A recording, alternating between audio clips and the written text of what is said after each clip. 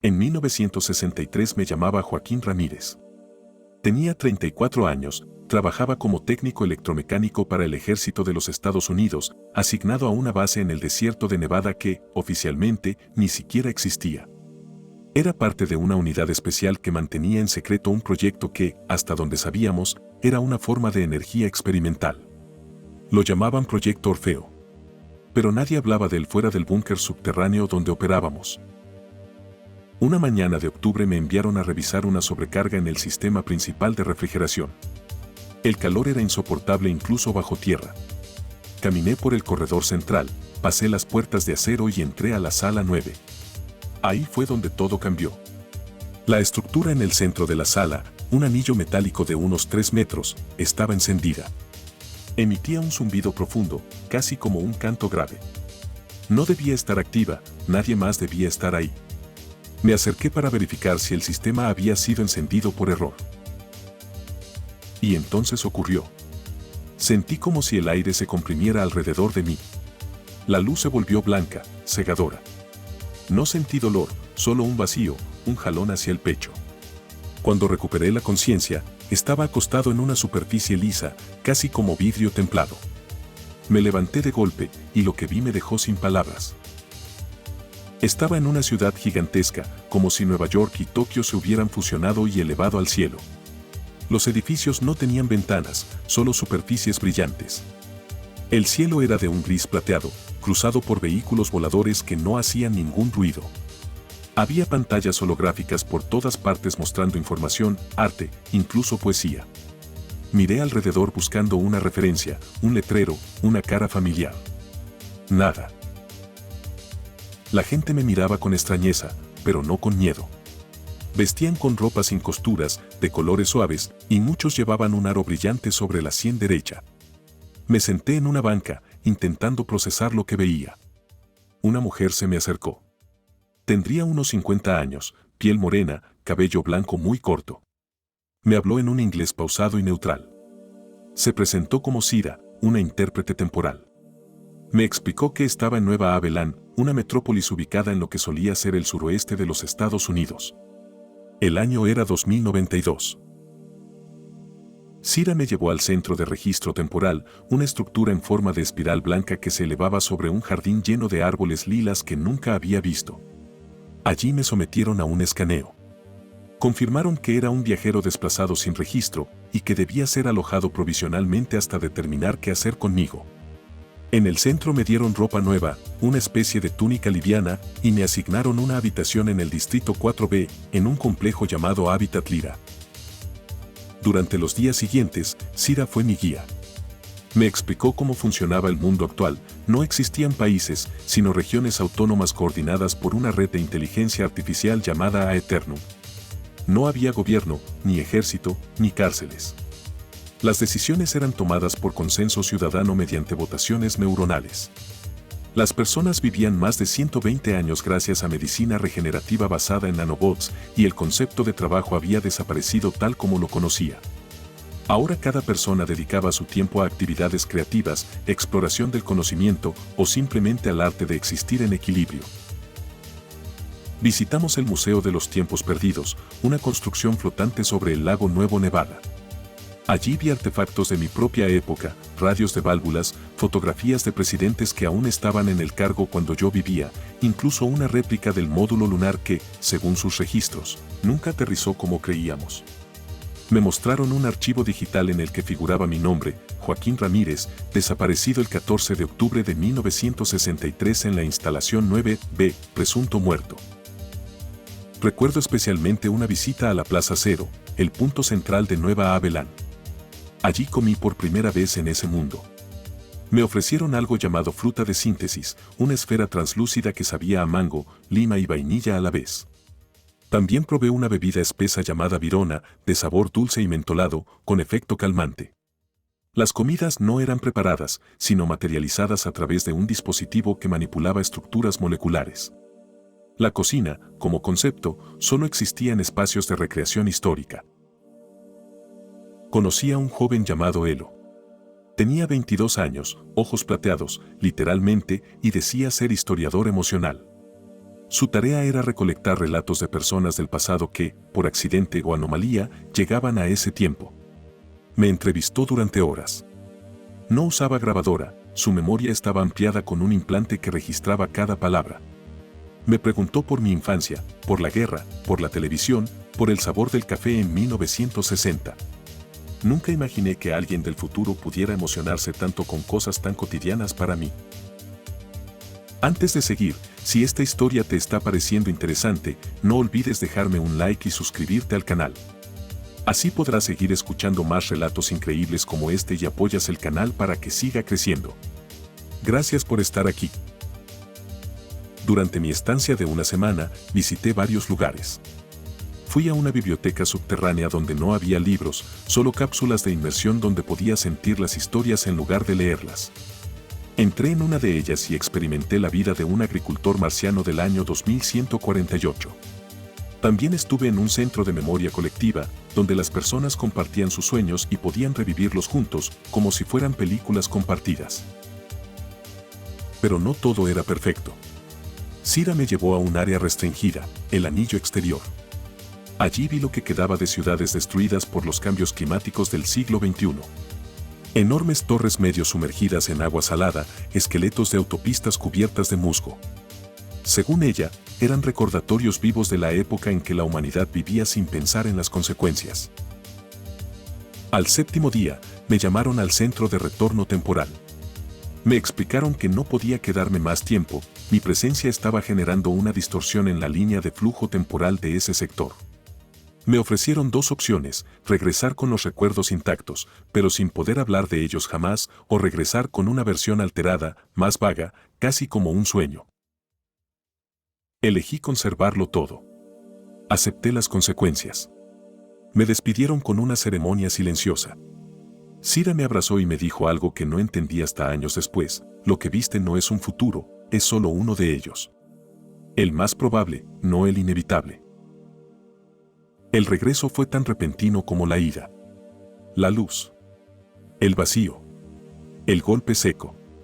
Desperté tirado en el mismo piso de la sala 9.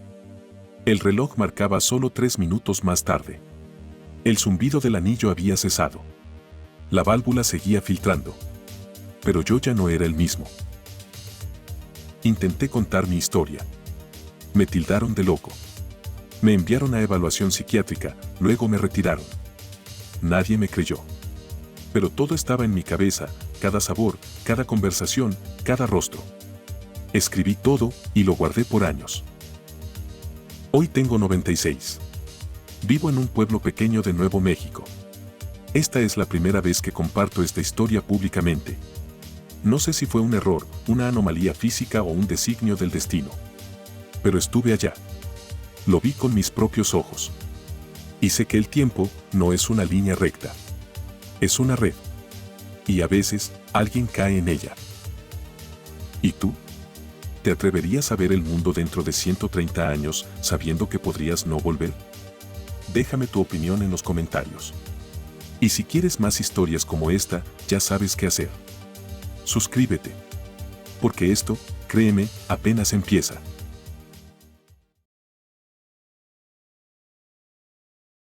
Siempre fui una persona escéptica. Nunca creí en historias de ciencia ficción, mucho menos en viajes en el tiempo. Pero lo que viví hace unos meses cambió todo lo que pensaba sobre la realidad. No espero que me creas, solo escucha lo que tengo que contarte. Todo empezó el 17 de septiembre de 2024. Fui a visitar a mi tío, el Dr. Rafael Mendoza, un físico teórico que llevaba más de 20 años trabajando en un proyecto secreto. Vivía aislado en el sur de Argentina, donde había construido un laboratorio subterráneo con fondos privados. Yo había ido simplemente a grabar un par de entrevistas para un documental que quería hacer sobre su vida. Pero ese día, sin planearlo, terminé siendo parte del experimento. El dispositivo era una cápsula con forma cilíndrica, llena de cables, bobinas y un generador de campo magnético. Me pidió que lo ayudara a calibrar unas cámaras internas, y cuando entré, todo a mi alrededor se iluminó con una luz blanca enceguecedora. Sentí que me tiraban hacia atrás, pero sin moverme. Perdí la noción del tiempo. No había dolor, ni sonido, solo un vacío absoluto. Cuando abrí los ojos, no estaba en el laboratorio. Estaba en una ciudad desconocida. Todo era silencioso, limpio, ordenado. Los edificios eran altísimos, con estructuras transparentes. Había vehículos flotando sin ruedas, drones que cruzaban el cielo y pantallas en todos los muros. Pensé que estaba soñando. Pero no lo era. Una voz me habló desde un dron que flotaba frente a mí. Me identificó como desplazado temporal no registrado. Me llevaron a un centro de contención donde me informaron que estaba en el año 2054. Supuestamente, había viajado en el tiempo. Al principio pensé que era una broma, pero los detalles, la tecnología, las personas, todo era tan coherente que empecé a aceptar la posibilidad de que fuera real. Allí conocí a Luma, una mujer que trabajaba como guía para visitantes temporales. Me explicó que a mediados de los años 2030 se había desarrollado una tecnología capaz de manipular el tiempo, pero que su uso había sido restringido por sus consecuencias impredecibles. Aún así, algunos experimentos no regulados habían provocado rupturas temporales como la que me había afectado a mí. Le pregunté si podía buscar información sobre mí. Accedió a una base de datos pública y me mostró algo que me dejó paralizado. Según el registro histórico, yo había muerto en el año 2028, en un accidente en una autopista de Chile. Nunca tuve hijos, pero había mantenido una relación breve con una periodista con la que, sin saberlo, iba a concebir un hijo que nacería después de mi muerte. Durante los días que estuve allí, aprendí sobre cómo había cambiado el mundo. Los gobiernos tradicionales habían colapsado. Ahora existían bloques administrativos gestionados por inteligencia artificial que tomaban decisiones optimizadas para maximizar la sostenibilidad y el orden. La mayoría de los trabajos manuales y administrativos eran realizados por máquinas y las personas vivían conectadas a entornos virtuales donde estudiaban, trabajaban y socializaban sin necesidad de salir de casa. Me mostraron cómo funcionaban los sistemas de educación neuronal, cómo se curaban enfermedades en segundos gracias a nanobots, y cómo incluso la muerte había sido postergada artificialmente en muchos casos. Pero también vi cosas oscuras, zonas del planeta completamente inhabitables, registros de conflictos éticos por el control del pensamiento y una creciente dependencia de las máquinas para todo aspecto de la vida humana. Y en medio de todo eso, me pregunté, ¿cómo había llegado hasta allí? ¿Y por qué? Luma me dijo que era posible que mi presencia no fuera un accidente, sino una consecuencia de una paradoja temporal generada por el experimento de mi tío. Me advirtió que no podía quedarme mucho tiempo o el sistema me eliminaría para evitar daños mayores en la línea temporal.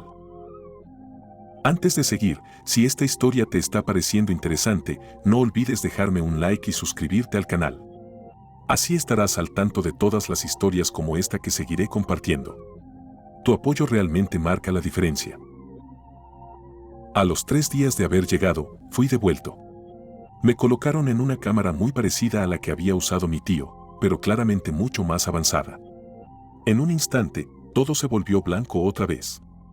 Y cuando desperté, estaba de nuevo en el laboratorio, en el mismo lugar donde había desaparecido. Según el reloj del experimento, solo habían pasado 17 minutos. Mi tío estaba pálido. Me había visto desaparecer. Creía que había muerto. Cuando le conté lo que había vivido, no me creyó. Hasta que empecé a describir en detalle cosas que él aún no había contado a nadie, planos del dispositivo, fallas que tenía previsto corregir, incluso una mejora que tenía anotada en su libreta que yo jamás había leído. Ahí empezó a tomarme en serio. En los días siguientes, anoté todo lo que recordaba. Dibujé planos de la ciudad del futuro, recordé nombres de empresas que todavía no existen, tecnologías que aún no están patentadas y hasta eventos que, si todo sigue igual, deberían ocurrir en los próximos años. Revisamos algunas cosas y encontramos coincidencias inquietantes. Una de las tecnologías que vi en el futuro ya estaba en fase de desarrollo, por una empresa japonesa emergente que fue fundada apenas unos meses después de mi viaje. También busqué a la periodista con la que supuestamente tendría un hijo. Y sí, existe. Incluso ya nos seguimos en redes sociales. No le he hablado todavía, pero no dejo de pensar en si debería hacerlo. ¿Y si al contactarla cambio todo lo que está destinado a ocurrir? Desde entonces, mi vida ha cambiado completamente. No sé si lo que viví fue real, un salto en el tiempo, una alucinación inducida por el campo electromagnético o un colapso temporal espontáneo. Pero lo que vi fue tan real, tan nítido, tan completo, que no puedo ignorarlo. No puedo olvidarlo. Ahora vivo con la duda de si ese futuro puede evitarse, si todo está escrito o si lo que vi fue solo una posibilidad entre muchas. Pero lo que sí sé es que no quiero morir en 2028. Y haré todo lo posible por cambiarlo. ¿Tú qué harías si viajaras 30 años al futuro y descubrieras que ya sabes cómo vas a morir? ¿Lo evitarías? ¿O aceptarías tu destino? Déjamelo en los comentarios. Y si quieres saber más detalles sobre lo que vi allá, suscríbete. Esto apenas comienza. Me llamo Willem Dijkstra. Nací en Apelscha, un pueblo pequeño en Frisia, al norte de los Países Bajos. Toda mi vida fui agricultor, como lo fue mi padre y el padre de mi padre antes que él. En 1983 tenía 41 años. Mi esposa, Marijke, y yo vivíamos con nuestros 3 hijos en una finca de 8 hectáreas, donde cultivábamos patatas, cebada, algo de maíz y manteníamos unas pocas vacas lecheras. Era una vida tranquila, sin lujos, pero honesta. Me gustaba el olor a tierra húmeda por la mañana, el sonido del viento entre los álamos y la rutina de las estaciones marcando nuestro ritmo. Fue un 22 de septiembre cuando todo cambió. Había pasado la mañana reparando una bomba de riego cerca del canal. El cielo, que había estado despejado, se cubrió súbitamente de nubes densas y oscuras, como si la noche hubiese caído sin previo aviso. Los animales se pusieron inquietos. Las hojas de los árboles se movían sin viento. Y entonces, allí, en medio del campo, se abrió una especie de remolino de luz, como un torbellino hecho de electricidad azulada que salía directamente del suelo. No tuve tiempo de pensar. Una fuerza invisible me tiró hacia adelante y, antes de que pudiera gritar, el mundo se volvió blanco. Un segundo después, ya no estaba en mi campo. Me encontré en medio de una avenida ancha, flanqueada por edificios que parecían de vidrio líquido. Ninguno tenía ventanas, pero sus superficies reflejaban el entorno como si fueran espejos curvos. El aire era limpio, artificialmente puro. El cielo tenía un tono celeste intenso, sin una sola nube. A mi alrededor, vehículos flotaban a medio metro del suelo. No tenían ruedas, no hacían ruido, y se movían con una suavidad hipnótica. Algunos eran como cápsulas ovaladas, otros tenían forma triangular, completamente aerodinámicos. Cada uno emitía una leve luz en la parte inferior, como una bruma azul que los mantenía suspendidos. Las personas que caminaban por las aceras me miraban con curiosidad, pero sin temor. Vestían túnicas largas o trajes ceñidos de colores suaves. Algunos llevaban luces incrustadas en la piel y otros parecían tener implantes visibles en la cabeza o en los brazos. Me acerqué a una mujer de cabello azul plateado que flotaba levemente sobre el suelo, gracias a unas botas antigravitacionales. Ella me sonrió, como si ya supiera quién era yo. Se llamaba Sera y hablaba un holandés perfecto, aunque con un acento neutro, casi sin emociones. Me dijo que me encontraba en Europa Zonal 7, en la ciudad de Nieuw-Gerais, en el año 2164. Según explicó, mi llegada había sido detectada por algo llamado el mapa de ondas temporales y era considerada una anomalía aceptada. Me llevaron en uno de esos vehículos flotantes hasta un edificio esférico de vidrio negro llamado Centrum van de Lichte Receptie. El interior era completamente silencioso, sin puertas visibles. Todo se abría al contacto con la palma de la mano. Me asignaron una habitación flotante dentro de una estructura giratoria llamada nido temporal. La habitación no tenía cama, sino una especie de superficie que se adaptaba a la forma del cuerpo y emitía pulsos de luz relajante. Las paredes proyectaban paisajes al gusto, bosques, montañas, incluso campos como los míos. Me dieron ropa fabricada de un material ultraligero que regulaba mi temperatura corporal. Durante mi estadía, fui acompañado por un historiador sensorial llamado Kael. Tenía unos 40 años, rostro pálido, ojos completamente negros, sin pupilas visibles. Me explicó que su trabajo consistía en registrar con precisión las experiencias emocionales de visitantes temporales. Caminamos juntos por el distrito central de Nieuw-Gerais, conocido como de Noop. Las calles eran amplias, sin señales ni semáforos. Todo era regulado por una inteligencia de tráfico omnipresente. No existían tiendas como las conocíamos. Las personas pedían lo que necesitaban desde cualquier dispositivo portátil y les era entregado por drones o materializado mediante impresoras moleculares. Visitamos el archivo de memoria pública, una torre de 300 metros de altura, flotante, que almacenaba pensamientos, recuerdos y experiencias colectivas. Allí pude experimentar la sensación de ser un ciudadano de 2078 durante la gran migración climática. Era como soñar despierto, pero con los 5 sentidos. Después me llevaron al Parque Vertical Gaudí, una estructura suspendida de jardines en espiral, donde crecían árboles frutales diseñados genéticamente. Allí comí por primera vez una fruta llamada araba, similar a una ciruela pero de sabor fresco, cítrico y dulce al mismo tiempo. También probé un pan plano llamado Black Bread, hecho de algas y cereales sintéticos, acompañado por una bebida espumosa de colores cambiantes llamada Sura, con un gusto que recordaba a manzanilla y anís. Conocí a una mujer mayor, Eloen, que me recordó mucho a mi esposa. Era artista de memoria visual. Pintaba con luz líquida proyectada desde sus manos. Conversamos largo rato. Le hablé de Apelcha, de los inviernos congelados, de los domingos en bicicleta con los niños, de la sopa de guisantes que Marijke preparaba. Ella me miraba con ojos húmedos, como si hablara de una civilización perdida. Me dijo, tú eres una semilla de un tiempo que ya no existe, pero todavía florece dentro de ti.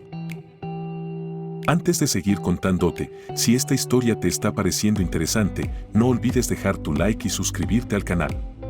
Así me ayudas a seguir compartiendo relatos como este que, aunque parezcan imposibles, tienen mucho más de verdad de lo que crees. Ahora sí, continuemos. Me llevaron a los antiguos límites de la ciudad, donde aún quedaban ruinas del siglo XXI. Era una zona conocida como Las Cáscaras, estructuras semiderruidas de centros comerciales, estadios y fábricas cubiertas por plantas invasivas. Kael me explicó que durante el gran colapso entre 2045 y 2060, muchas ciudades fueron abandonadas. Allí vi lo que quedaba de nuestra época, carcasas de coches, esqueletos de aviones, señales oxidadas con nombres de ciudades que ya no existían. Me senté en lo alto de una estructura rota que una vez fue un hotel. El sol bajaba, y por un instante creí escuchar el canto de los pájaros de mi finca. Al octavo día, me informaron que era momento de regresar. El cruce temporal debía hacerse en un momento exacto de rotación solar para evitar desfasamientos biológicos. Me entregaron una cápsula pequeña, del tamaño de una uva. Me dijeron que debía tragármela, y al regresar, solo quedaría un fragmento en mi organismo que impediría que olvidara lo vivido. El resto del mundo no sabría nunca lo que me pasó, pero yo lo recordaría. La despedida fue silenciosa. Kael me estrechó la mano y Sera me dijo en voz baja, si algún día vuelves a ver la luz azul, no la temas. El tiempo recuerda a quienes lo honran. Desperté en medio del barro, en mi campo, con las botas aún puestas. El tractor seguía encendido, las vacas mugían a lo lejos. El reloj del granero marcaba las 3, como si solo hubieran pasado 10 minutos. Pero yo ya no era el mismo Willem. En mi pecho, sentía una tristeza que no supe explicar. Durante años no conté nada, salvo a Marijke, ya anciana. Ella no me creyó del todo, pero me abrazó como si lo hiciera. Hoy tengo 82 años. Mis hijos han heredado la tierra. A veces, cuando miro el horizonte desde el porche, creo ver un destello azul en los campos. Y me pregunto, ¿fue real? ¿O fue el eco de un futuro que solo quiso mostrarme lo que podríamos haber sido? Tú decides qué creer. Y si te interesa escuchar más historias como esta, no olvides suscribirte al canal y dejar un like. Porque hay cosas que el tiempo esconde, pero algunas, tarde o temprano, regresan.